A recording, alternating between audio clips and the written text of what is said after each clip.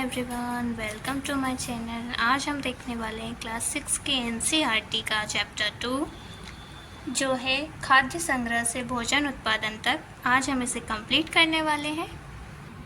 बसने की प्रक्रिया। लोगों द्वारा पौधे उगाने और जानवरों की देखभाल करने को बसने की प्रक्रिया का नाम दिया गया है। अपनाए गए ये पौधे तथा जानवर अक्सर जंगली पौधों तथा जानवरों से भिन्न होते हैं। इसकी वजह यह है कि बसने की प्रक्रिया की दिशा में अपनाए गए पौधों या जानवरों का लोग चयन करते हैं। उदाहरण तौर पर लोग उन्हीं पौधों तथा जानवरों का चयन करते हैं जिनके बीमार होने की संभावना कम हो। यही नहीं, लोग उन्हीं पौधों को चुनते हैं जिनसे बड़े दाने वाले अनाज पैदा होते हैं, साथ ही जिनकी मजबूत डंठलें अनाज के पके दानों के भार को संभाल सकें। ऐसे पौधों के बीजों को संभाल कर रखा जाता है ताकि फिर से उगाने के लिए उनके गुण सुरक्षित रह सकें। उन्हीं जानवरों को आगे प्रजनन के लिए चुना जाता है जो आमतौर पर अहिंसक होते हैं। इसीलिए हम देखते हैं कि पाले गए जानवर तथा कृषि के लिए अपनाए गए पौधे जंगली जानवरों तथा पौधों से धीरे धीरे भिन्न होते गए। मिसाल के तौर पर जंगली जानवरों की तुलना में पालतू जानवरों के दांत और सींग छोटे होते हैं। बसने की प्रक्रिया पूरी दुनिया में धीरे धीरे चलती रही। यह करीब 12,000 साल पहले शुरू हुई। वास्तव में आज हम जो भोजन करते हैं वो इसी बसने की प्रक्रिया की वजह से है। कृषि के लिए अपनाई गई सबसे प्राचीन फसलों में गेहूं तथा जौ आते हैं। उसी तरह सबसे पहले पालतू बनाए गए जानवरों में कुत्ते के बाद भेड़ बकरी आते हैं। एक नवीन जीवन शैली। तुम किसी पौधे के बीज को बोकर देखो, तुम पाओगे कि इसे विकसित होने में कुछ वक्त लगता है। इसमें कुछ दिन, महीने या फिर साल तक लग सकता है। इसलिए जब लोग पौधे उगाने लगे तो उनकी देखभाल के लिए उन्हें एक ही जगह पर लंबे समय तक रहना पड़ा था। बीज बोने से लेकर फसलों के पकने तक पौधों की सिंचाई करने, खरपतवार हटाने, जानवरों और चिड़ियों से उनकी सुरक्षा करने जैसे बहुत से काम शामिल थे। कटाई के बाद अनाज का उपयोग बहुत संभाल कर करना पड़ता था। अनाज को भोजन और बीज दोनों ही रूपों में बचाकर रखना आवश्यक था।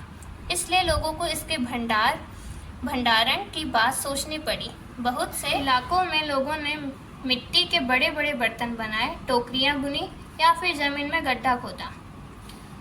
जानवर चलते फिरते खाद्य भंडार। जानवर बच्चे देते हैं जिससे उनकी संख्या बढ़ती है। अगर जानवरों की देखभाल की जाए तो उनकी संख्या तो बढ़ती ही है, साथ ही उनसे दूध भी प्राप्त हो सकता है जो भोजन का एक अच्छा स्रोत है। यही नहीं, जानवरों से हमें मांस भी मिलता है। दूसरे शब्दों में पशुपालन भोजन के भंडारण का एक तरीका है। आओ आरंभिक कृषकों और पशुपालकों के बारे में पता करें। क्या तुम्हें कई नीले वर्ग दिख रहे हैं? पता है, इनमें से प्रत्येक बिंदु उस जगह को दर्शाता है जहां पुरातत्वविदों को शुरुआती कृषकों और पशुपालकों के होने के साक्ष्य मिले हैं। ये पूरे उपमहाद्वीप में पाए गए हैं। इनमें सबसे महत्वपूर्ण पश्चिमोत्तर क्षेत्र में, आधुनिक कश्मीर में और पूर्वी तथा दक्षिण भारत में पाए गए हैं। वास्तव में ये निर्दिष्ट स्थान कृषकों और पशुपालकों की बस्तियां थी या नहीं, इसे जांचने के लिए वैज्ञानिक खुदाई में मिले पौधों और पशुओं की हड्डियों के नमूनों का अध्ययन करते हैं। इनमें सबसे रोचक जले हुए अनाज के दानों के अवशेष हैं।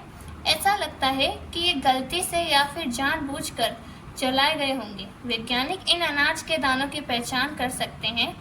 इस तरह हमें पता चलता है कि इस उपमहाद्वीप के विभिन्न भागों में बहुत सारी फसलें उगाई जाती रही होंगी। वैज्ञानिक विभिन्न जानवरों की हड्डियों की भी पहचान कर सकते हैं। स्थायी जीवन की ओर पुरातत्वविदों को कुछ पुरा स्थलों पर झोपड़ियों और घरों के निशान मिले हैं, जैसे कि बुर्ज होम, वर्तमान कश्मीर में के लोग गड्ढे के नीचे घर बनाते थे जिन्हें गर्तवास कहा जाता है। इनमें उतरने के लिए सीढ़ियां होती थी, इससे उन्हें ठंड के मौसम में सुरक्षा मिलती होगी। पुरातत्वविदों को झोपड़ियों के अंदर और बाहर दोनों ही स्थानों पर आग जलाने की जगह मिली है। ऐसा लगता है कि लोग मौसम के अनुसार घर के अंदर या बाहर खाना पकाते होंगे। बहुत सारी जगहों से पत्थर के औजार भी मिले हैं। इनमें से कई ऐसे हैं जो पुरापाषाण-युगीन उपकरणों से भिन्न हैं, इसीलिए इन्हें नवपाषाण युग का माना गया है। इनमें वे औजार भी हैं जिनकी धार को और अधिक पैना करने के लिए उन पर पॉलिश चढ़ाई जाती थी। ओखली और मूसल का प्रयोग अनाज तथा वनस्पतियों से प्राप्त अन्य चीजों को पीसने के लिए किया जाता था। आज हजारों साल बाद भी ओखली और मूसल का प्रयोग अनाज पीसने के लिए किया जाता है। उसी तरह प्राचीन प्रस्तर युगीन औजारों का निर्माण और प्रयोग लगातार होता रहा। कुछ औजार हड्डियों से भी बनाए जाते थे। ये नवपाषाण युग के कुछ उपकरण हैं, इन्हें आप देख लीजिएगा। नवपाषाण युग के पुरास्थलों से कई प्रकार के मिट्टी के बर्तन मिले हैं। कभी कभी इन पर अलंकरण भी किया जाता था। बर्तनों का उपयोग चीजों को रखने के लिए किया जाता था। धीरे धीरे लोग बर्तनों का प्रयोग खाना बनाने के लिए भी करने लगे। चावल, गेहूं तथा दलहन जैसे अनाज अब आहार का महत्वपूर्ण हिस्सा बन गए थे। इसके साथ साथ अब लोग कपड़े भी बुनने लगे थे। इसके लिए कपास जैसे आवश्यक पौधे उगाए जा सकते थे। क्या ये परिवर्तन हर जगह एक साथ ही आ गए होंगे? ऐसी बात नहीं है।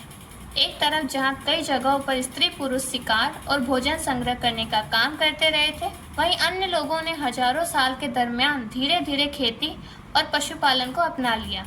बहुत जगह लोग मौसम के मुताबिक बदल बदल कर अपनी जीविका चलाया करते थे। सूक्ष्म निरीक्षण, मेहरगढ़ में जीवन मृत्यु। यह ईरान जाने वाले सबसे महत्वपूर्ण रास्ते बोलन दर्रे के पास एक हरा भरा समतल स्थान है। मेहरगढ़ संभवतः वह स्थान है जहाँ के स्त्री पुरुषों ने इस इलाके में सबसे पहले जौ, गेहूं उगाना और भेड़ बकरी पालना सीखा। यहाँ विभिन्न प्रकार के जानवरों की हड्डियाँ मिली। इनमें हिरण तथा सुअर जैसे जंगली जानवरों तथा भेड़ और बकरियों की हड्डियाँ हैं। मेहरगढ़ में इसके अलावा चौकोर तथा आयताकार घरों के अवशेष भी मिले हैं। प्रत्येक घर में 4 या उससे ज़्यादा कमरे हैं, जिनमें से कुछ संभवतः भंडारण के काम आते होंगे। मृत्यु के बाद सामान्यतः मृतक के सगे संबंधी उसके प्रति सम्मान जताते हैं। लोगों की आस्था है कि मृत्यु के बाद भी जीवन होता है, इसीलिए कब्रों में मृतकों के साथ कुछ सामान भी रखे जाते थे। मेहरगढ़ में कई कब्रें मिली हैं। एक कब्र में एक मृतक के साथ एक बकरी को भी दफनाया गया था। संभवतः इसे परलोक में मृतक के खाने के लिए रखा गया होगा। चलिए, आज हमारा चैप्टर 2 कंप्लीट होता है। आप कमेंट करके बताएं आपको वीडियो कैसा लगा। चैनल को लाइक करें, चैनल को सब्सक्राइब करें और कमेंट कर बताएं आपको वीडियो कैसा लगा।